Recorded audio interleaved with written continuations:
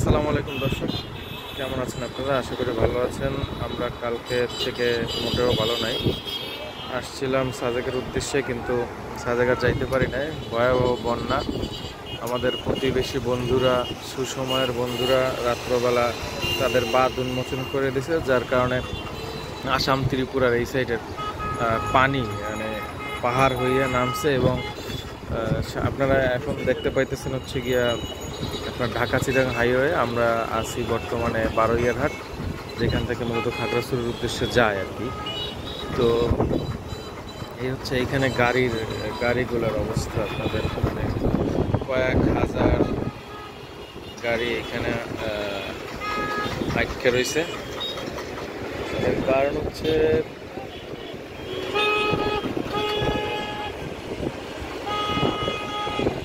লাল লাল bridge নামে একটা জায়গা আছে এখান থেকে।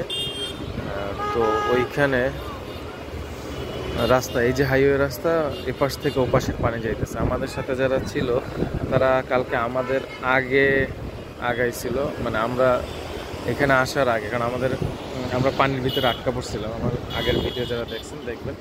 তো ওরা একটু সামনের দিকে আগাইছিল, এইখান থেকে মাত্র 23 কিলোমিটার সামনে। তো ওরা বলছে যে ওইখানে এত পরিমাণ স্রোত, ওদের বাইক স্বেচ্ছাসেবী ভাইরা, ছাত্র ভাইরা, তারা রশি রাখছে, সেই রশিতে বাইক বাইতেছিল, নাহলে ওদের বাইকের স্রোতে বাইরে চলে যেত।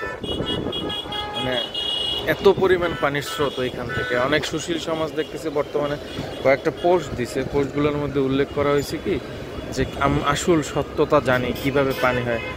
আমার সুশীল ভাইদের কাছে প্রশ্ন যে এইখান থেকে হয়তো বা হাইয়েস্ট হলে 40 বা 50 কিলোমিটার পার হইলেই আপনার এদিকে বর্ডার। এই যে দেখাইতেছি পাহাড় দেখা যায়, এই পাহাড়ের ওই পাশে হচ্ছে আসামের বর্ডার, আসাম ত্রিপুরা। তো যদি ওদিকের পানি না আসে, একদিনের ভিতরে এত পানি স্রোত কোথা দিয়ে আসলো?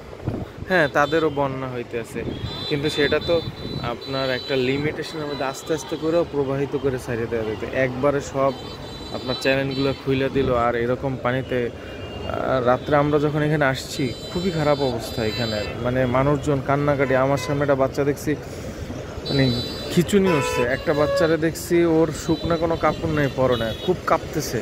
ওর মা তার ওনারা পরাই দিয়েছে। এই হলো অবস্থা। আমাদের সুশীল বন্ধুরা আমাদের পাঠাইছে। আমি কিছুদিন আগে একটা টক শোতে দেখছিলাম ভারতের, যে টক শোটার ভিতরে বলা হয়েছিল কি যে বাংলাদেশের বন্ধু কারা, এরকম একটা প্রশ্ন করছিল আমাদের সমন্বয়ক ভাইদের। তো যেই সাংবাদিকরা প্রশ্ন করছে তাদের আমার প্রশ্ন যে ভাই, ইন্ডিয়ার বন্ধু কারা? ইন্ডিয়ার 3টা বন্ধু দেশের নাম বলেন তো আমার। পারবেন না বলতে, কারণ আপনাদের বর্ডার লাইনে যারা আছে তাদের সাথে সবার সাথেই আপনার সম্পর্ক খারাপ। যাই হোক, আমাদের উপরে এরকমের একটা বন্যা সৃষ্টি করে আমাদের টার্নটার অন্যদিকে করার জন্য ধন্যবাদ। এতদিন সবাই ফেসবুকে দেখতে অ্যারেস্ট হয়েছে, অ্যারেস্ট হয়েছে, ওটার আসলে টার্নটারে ঘুরানোর জন্য, দেশটার এই অস্থিতিশীলতা করার জন্য এই পন্থা আমি মনে করি। যাই হোক, আপাতত এখান থেকে বিদায় নিচ্ছি। ভালো থাকবেন ইনশাল্লাহ। যদি সেই মতো বরিশাল আসতে পারি তাহলে আবারও আপনাদের উদ্দেশ্যে ভিডিও হবে। ভালো থাকবেন সবাই। আসসালামু আলাইকুম।